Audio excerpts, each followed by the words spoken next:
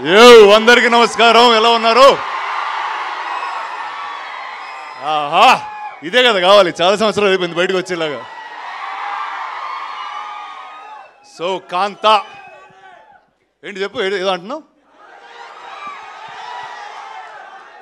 తర్వాత. సో ఈరోజే పొద్దున్న కాంతా ట్రైలర్ రిలీజ్ అవ్వడం జరిగింది. అండ్ ఈ సినిమా కాలం అన్నది ఒత్తి సినిమానే రీక్రియేట్ చేయగలుగుతుంది. జై హో దా. ఓకే సమీర్ బాగా రౌడీగాడయ్యా మీరు అసలు.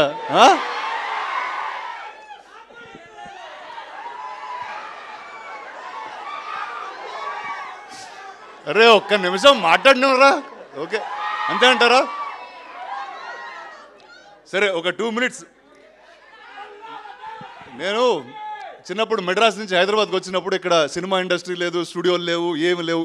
రాళ్ళు రప్పల మధ్యన వచ్చాం మేము. యాక్చువల్లీ ఏంట్రా మత్తులో మాట్లాడలేదురా, మామూలుగా మాట్లాడుతున్నాను రా రే. ఏదో చిన్ననాటి జ్ఞాపకాలు ఏదో చెప్పుకుంటున్నాను. చెప్పుకొని ఎవరా నన్ను? నేను ప్రిపేర్ అయ్యి బాగా వచ్చాను మీతో ఏదో మాట్లాడేద్దామని, అసలు ఆగనివ్వట్లేదు. ఓకే కానీ చెప్తాను. సో ఆ టైంలో ఇక్కడ అన్నపూర్ణ స్టూడియోస్, పద్మాలయ, రామానాయుడు స్టూడియోస్ ఇవన్నీ కడుతున్నప్పుడు వాళ్ళందరూ మాట్లాడుకునే ఏంటో తెలుసా? విజయవాణి స్టూడియోలో ఇలా జరిగిందంట, ఏవిఎం స్టూడియోలో ఇలా జరిగిందంట అని, ఇలా స్టార్స్ గురించి. అంటే ఇప్పుడైతే ఇంత పెద్ద మీడియా, సోషల్ మీడియా మీరు అందరూ ఉన్నారు. అప్పుడు స్టూడియో లోపల జరిగే విషయాలు చాలా తక్కువ మంది తెలిసాయి. బాలయ్య గారు కూడా అక్కడి నుంచి వచ్చారా నాతో పాటు.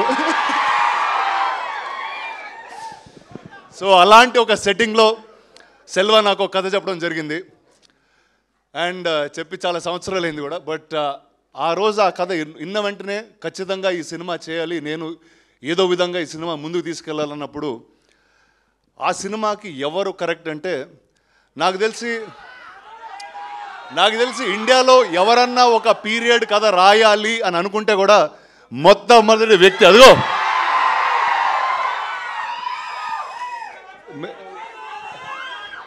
కాదు. నాకు మేము టైటిల్ పెట్టకముందు వేరే వాళ్ళ కథ అది చెప్తున్నప్పుడు, సార్ రెట్రో కింగ్ సార్ అతను కరెక్ట్గా ఉంటారన్నారు. కానీ ఈ సినిమాలో మేము చెప్పాం ఖచ్చితంగా నవంబర్ 14 తర్వాత మీరందరూ ఇతన్ని నట చక్రవర్తి అని పిలుస్తారు. అండ్ సెల్వా గురించి ఏం చెప్పాలంటే, ఆయన ఎంత ఆథెంటిక్ మనిషి అంటే, ఒక డైరెక్టర్ పాత్రకి ఎతికెతికి ఒక డైరెక్టర్ గారిని పట్టుకొచ్చారు. అది సముద్రగణి గారు. ఆయనతో ఆబ్వియస్లీ ఇంతకుముందు ఆయన కొడుకుగా చేశాను. అండ్ ఇప్పుడు చాలా వేరేగా ఉంటుంది మా రిలేషన్షిప్ ఈ సినిమాలో.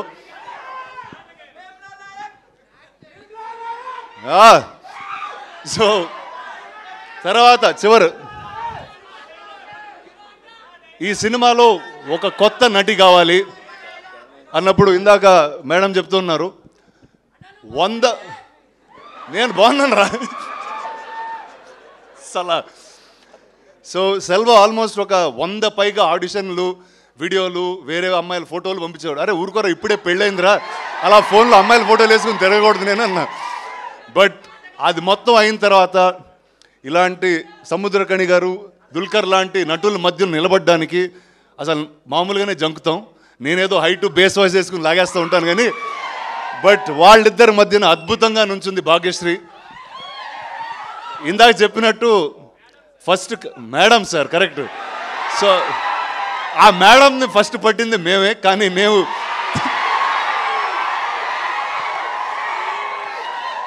మేము సినిమా తీసే డిలేలో ఆవిడ తెలుగులో సినిమాలు చేసి ఇంత పాపులర్ స్టార్ అయిపోయారు. So I don't have to say anything. Welcome again.